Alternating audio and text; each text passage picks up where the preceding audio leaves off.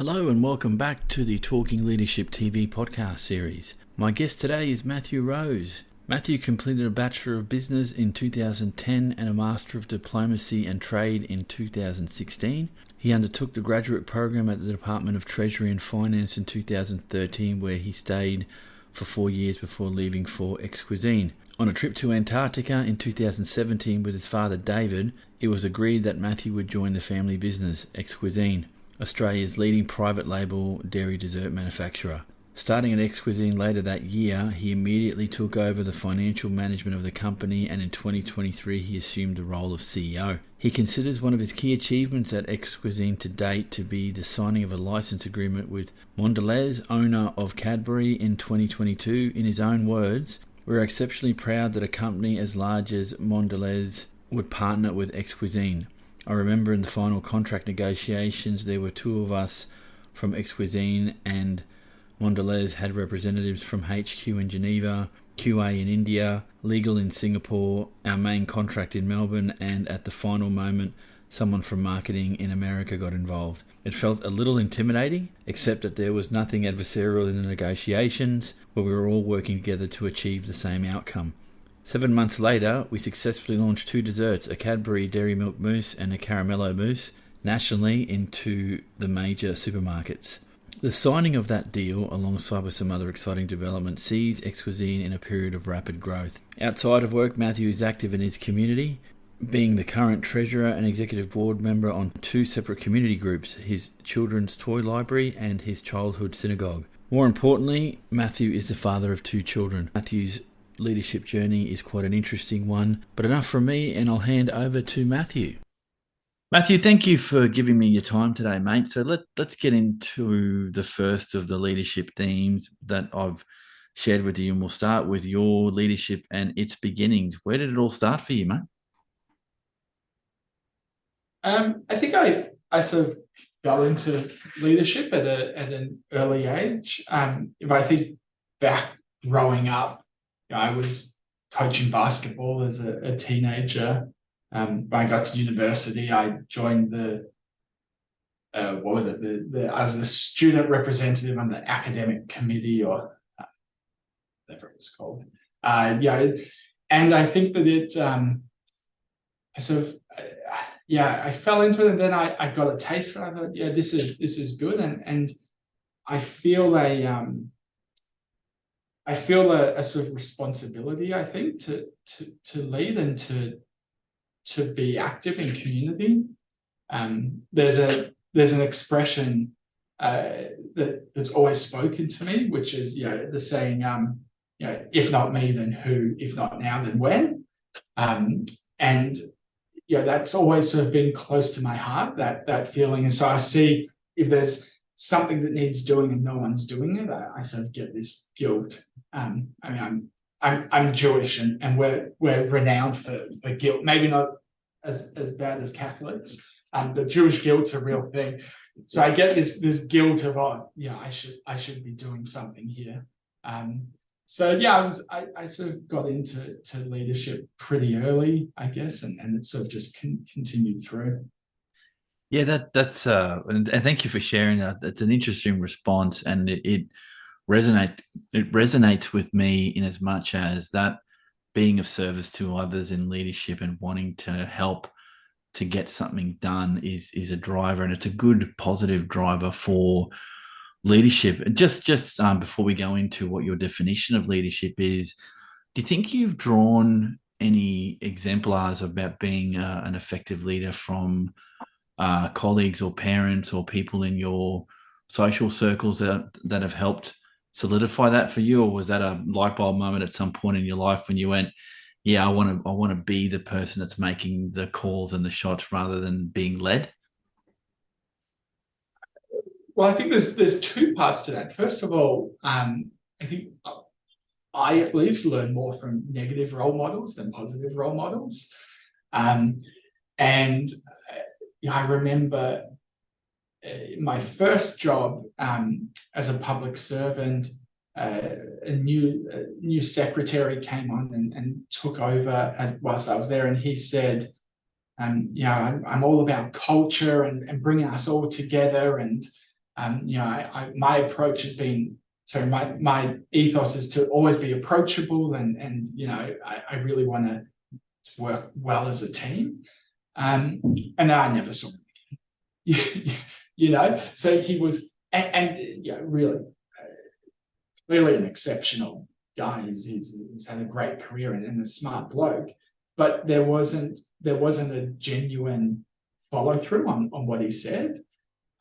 So I think that being genuine is really, really important in leadership. So there's some negative role models, but yeah, definitely positive role models that I've looked at. And this, we'll touch on sort of how I define leadership in a moment.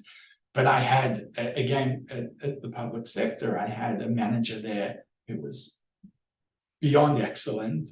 And he really made me stay in the public sector for probably 2 years longer than I otherwise would have, just because he was such a great manager and leader as well. You don't need to have the positional authority to be a leader. Yeah, no, 100% agree. And it's really good in a career. And I'm coming at this from an old man's perspective. I'm pushing 50 and I've lived some life. And I reckon, and maybe you have a view on this, I hope you've got a view on this, that the good ones stay in your mind a lot. And that manager that you talked about, it seems like that was the top of your mind. But also the terrible ones stay up there as well, where you learn some shit and you go, okay, this is not what to do. And, that example of the head of a department coming down and not matching the words with the actions, I think that can also be a product of, in those roles, you've got so many people that you've got to interact with that you can lose some of that genuineness because of the scope of the task. And I've always wondered, and I've wondered out loud on this podcast at least, if you're in an organization with hundreds or thousands of people, you're never going to meet all of them to have that one-on-one relationship. But the ones that you do meet, if you can be genuinely yourself, I think that speaks volumes for the tone of leadership that you can set. Does that resonate for you, Matthew? Yeah, I think you're right. If you're leading an organization with thousands of people, you can't know everyone by name. I have friends who lead organizations with hundreds of people, and they tell me they know everyone's name and who works for them. We have about 40 to 50 staff here, and for me, that's sort of, I struggle at that level. So I think you can know everyone's name, and you can still be you can be approachable and genuine in your interaction. So I don't know. I think that being saying that you're, just because you lead a large organization, that you can't be approachable to everyone is maybe a bit of a cop out.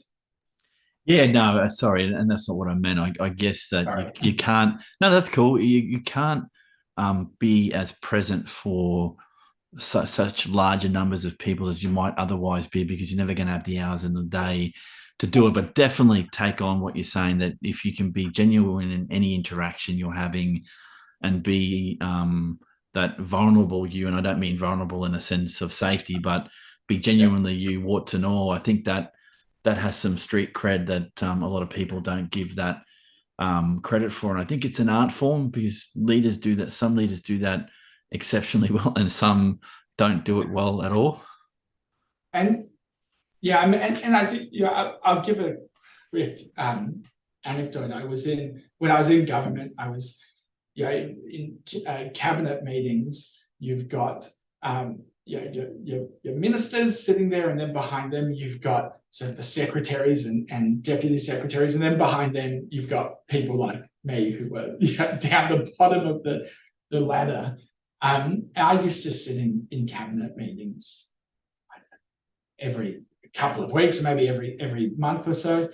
And I remember the Premier, Dan Andrews, came around, and like him or not, he came around and he introduced himself to everyone in the room and shook your hand, said, "Oh, g'day, I'm Dan Andrews. How are you going? And exchanged a couple of words with everyone there. Now he has no idea who I am. I met him a bunch of times, and I don't expect him to remember me, but I remember his openness in that interaction. Okay, he's a politician. That's his art form, and he's trained to do that. But I think you can, yeah, you don't need to have intimate knowledge of people's lives to still create a connection with them. Yeah, no, I can understand that in my previous life, working life. I've met politicians as well, and I think you can. Most people, I think we've got the radar to know what's genuine and what's not. And I think that effort, what you're talking about, is making the effort to make the introduction, even though you may have met the person multiple times and they still may not know your name. At least they're making the effort to do it. And I guess you picked a pinnacle of leadership in any state or territory when you're talking about the premier. That, yeah, having the mental faculty to remember everybody you've ever come across, I think is a bit much, and I get that, but can also get the reverse. If you don't get that vibe from them that they're genuinely interested, that you're in the room, then yeah, I guess it would make for a difficult job if you're a public servant, or at least trying to wanting to stay. And the fact that you mentioned before that your previous manager kept you on because of how good he was at his job, that's a big accolade for someone. If your people are wanting to stay that way, I think the analogy that I use, and it's not a great one, but it's my one. You may or may not like it. Is that if you've got people that are prepared to jump on grenades for you, I think you're doing something right. Yeah, yeah, absolutely. And Yeah. and yeah, but I think to get people prepared to jump on grenades for you, you need to be prepared to jump on grenades for them as well. Oh You know, yeah, yeah, yeah, it 100%. starts it starts at the leader has to show that first. Yeah, no, yeah, 100%. Look, nice segueing here into your definition of leadership. So, what does that look like, mate? I mean, this was I think clearly there's a textbook definition of leadership, and yeah, that's what it is. Leadership to me is, when I look at that, I think it's very personal and very different to, clearly there's so many different types of leaders, and that's why you're doing this podcast, because you're studying and a student of leadership. Um, so I can talk to what my style of leadership is, and I think leadership is, for me, it's helping others, and it's enabling others to be the best that they can be. A leader needs to set clear direction, and set strategy, and help bring people along. And okay, you might say I'm a bit of a political science nuffy. So there's a quote I like from The West Wing, and I don't know where um, when Sorkin got it from, but yeah, a leader without any followers is just a guy going for a walk. Um, so you need to have, as a leader, you need to set direction, bring people along with you. My style in that is to bring people along by helping them. So I see myself as, is that the servant leadership style? Is that what that refers to? I want to assist people to be the best that they can be, to then help, in this instance, our organization be the best that we can be. But whether that's, as I said before, in basketball or sports or whatever, it's for me, it's about helping bring the best out of everyone. Yeah, it's telling, and I like hearing this when I'm talking to people on this topic area.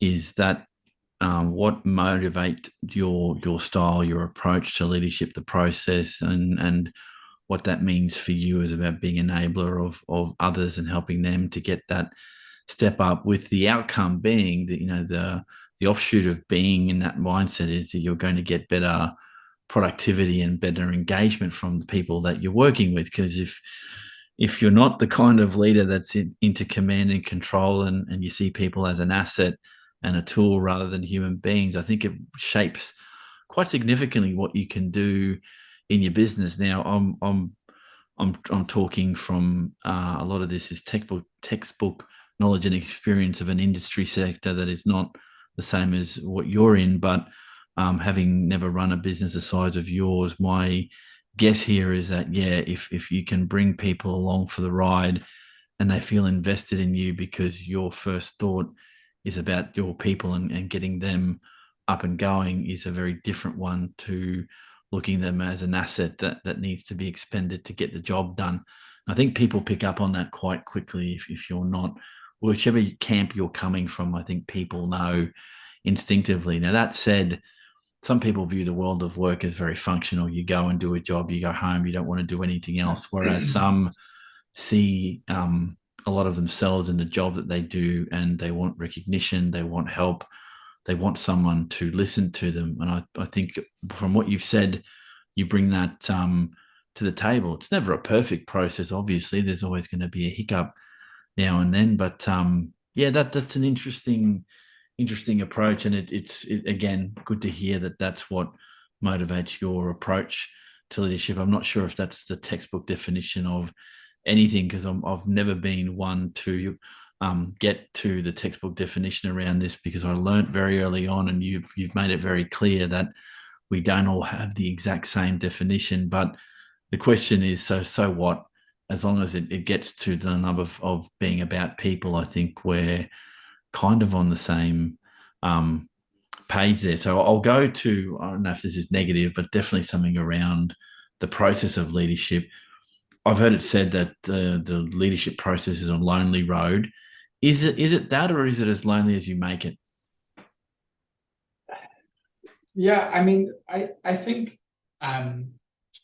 leadership is isolating, and loneliness is that the emotional response to that. And so, yeah, when you're, if we think of an organization being a leadership triangle, if you're at the top, clearly you are one of one. But I think that you can help alleviate that feeling of loneliness by getting help. So I mentioned before, I'm part of a tech group. Sorry, I mentioned it offline.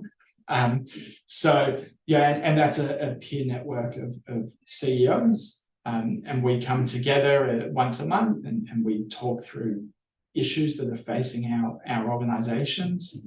I also have an executive coach or mentor.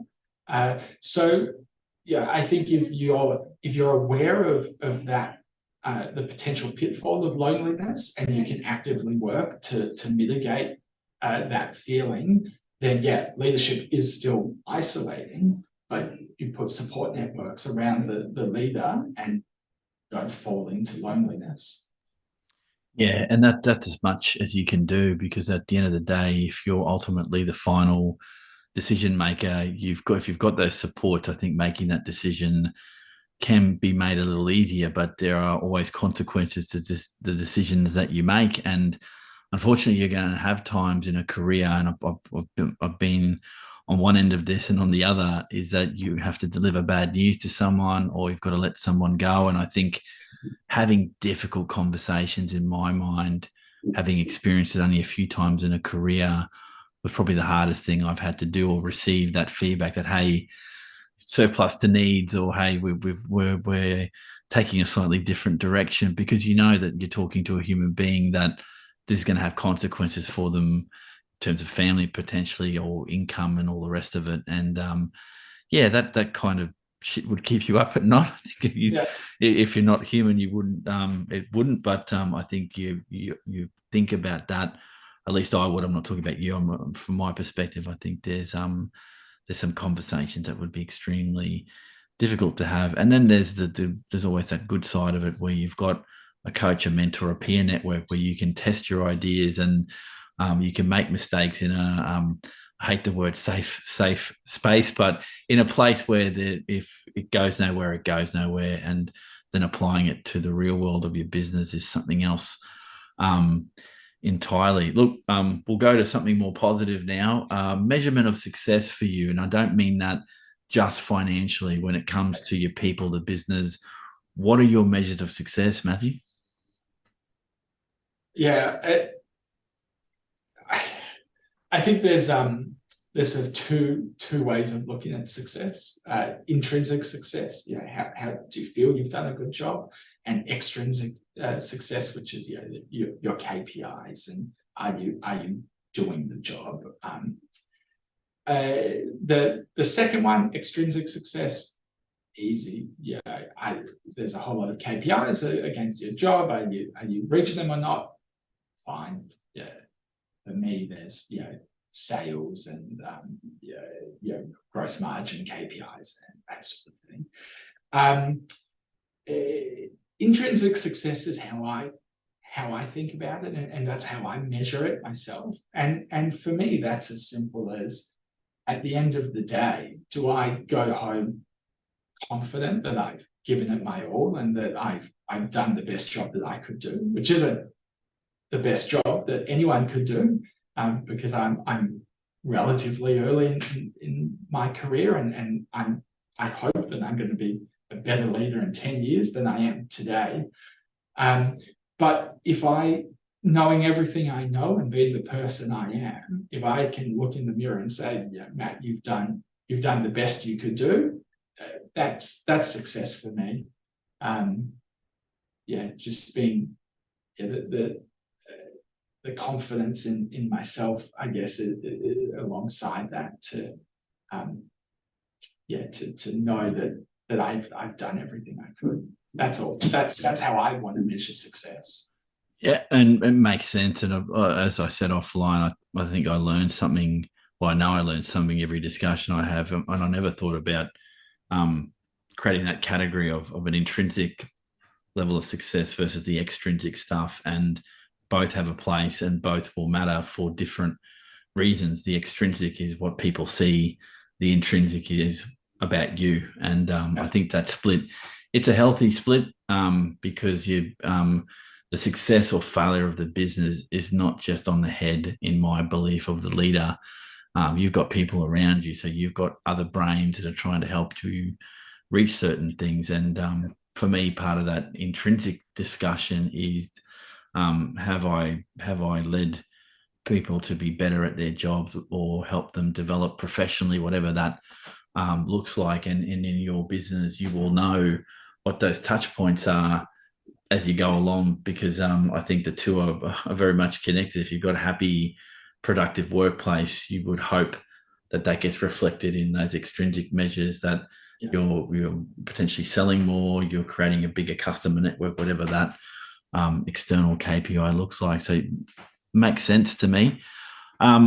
You've helped me sort of funnel this to a point where I can ask you about leader capabilities. Now, you've given some hints on you've given some hints in this discussion of what those might look like, but I'll ask you outright: do you have a list, or do you have some key leader capabilities that to you are critical for being an effective leader?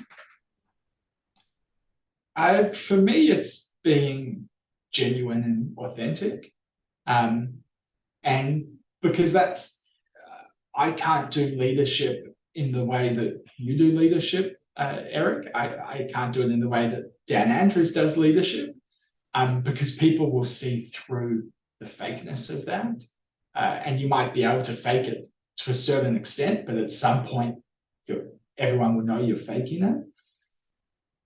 So I think the key, again, my personal opinion, the key capability is to know yourself, be authentic and genuine to yourself, and then what comes out of that will make you a good leader.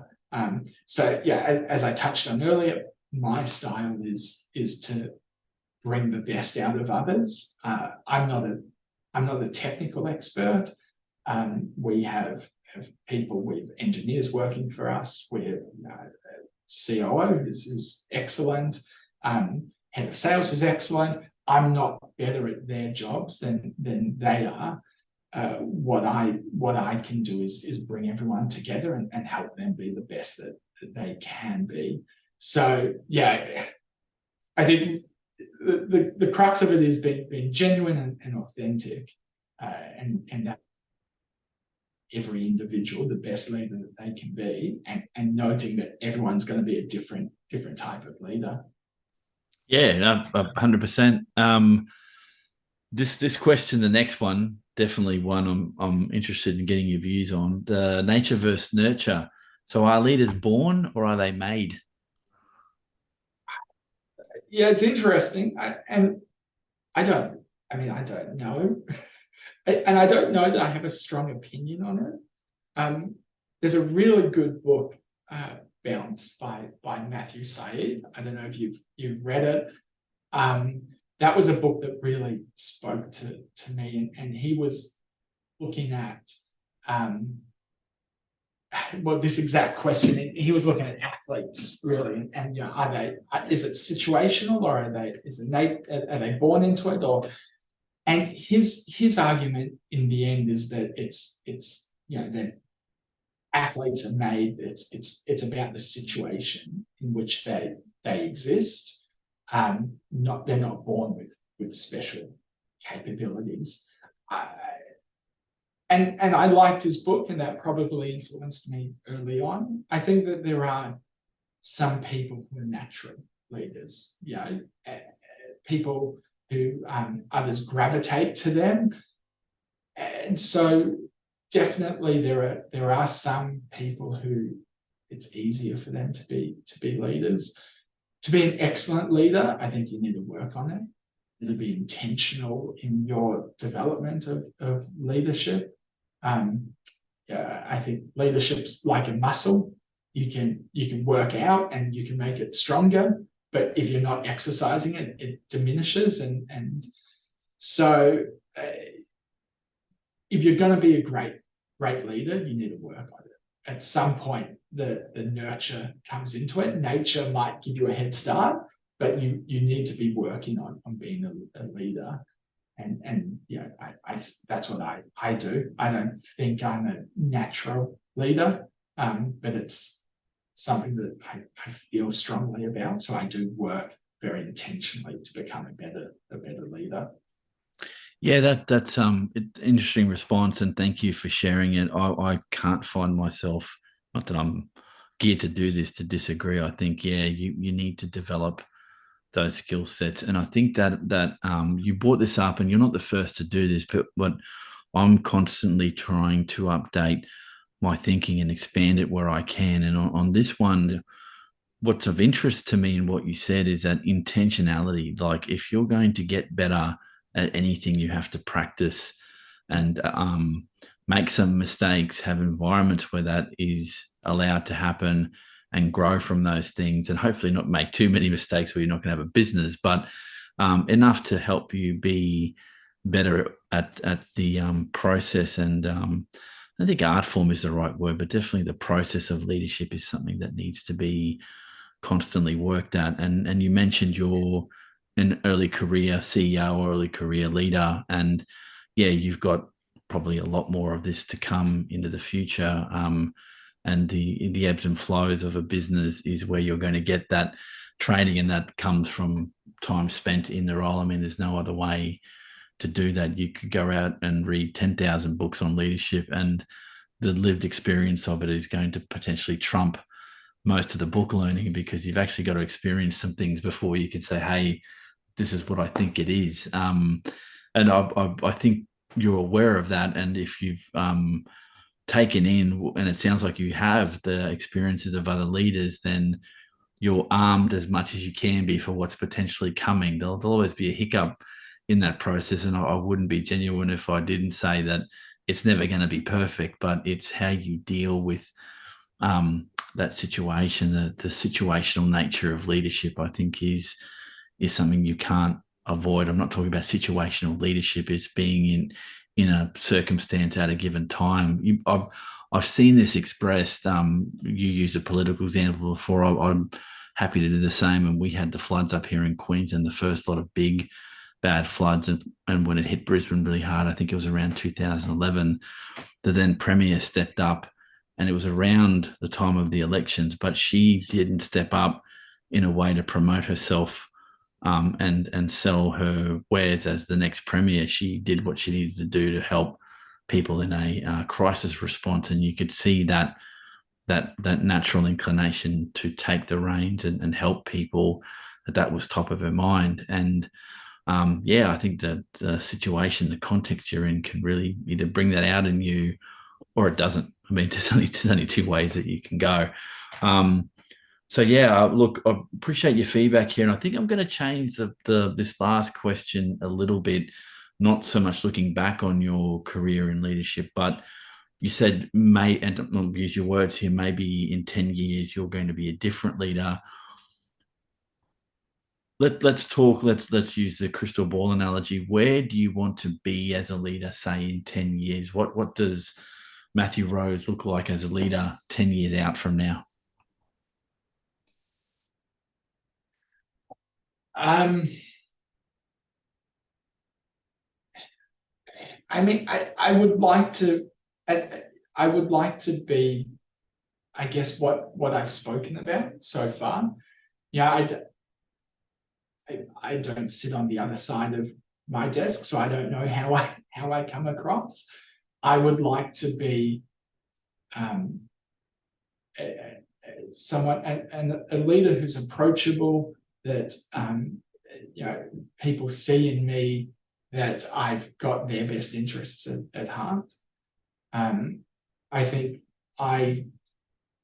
there's definitely areas that I need to work on myself. Part of that is showing vulnerability and humility, and I need to work on that. I mean, not to just, I feel like a broken record almost, but I think where I'd like to be in 10 years is genuine and authentic, to use those two words again. If I can be that, then I think I've been true to myself. And if I'm true to myself, I can be true to everyone else. And there's the old, I don't know where it came from. I think my parents used to say it to me. Before you can love someone else, you need to love yourself. And okay, this is leadership. It's not love, but or maybe it's love. I don't know. But yeah, if I'm true to myself and I can help get the best out of myself, then I can help get the best out of everyone else around me, and that's what I'd like to do. Our business here is going to thrive if everyone working here is being the best version of themselves that they can be, and the role of CEO here is to help everyone be the best they can be. So yeah, 10 years, I'd like to be doing that. I'd like to be doing it now, but definitely in 10 years. I'd like to thank Matthew for sharing his leadership pathway with us today. As always, thank you for following the podcast. If you like the content, please like or subscribe to help me grow the channel. Have a great rest of the week, look after yourselves, and we'll catch everyone on the next edition of Talking Leadership TV.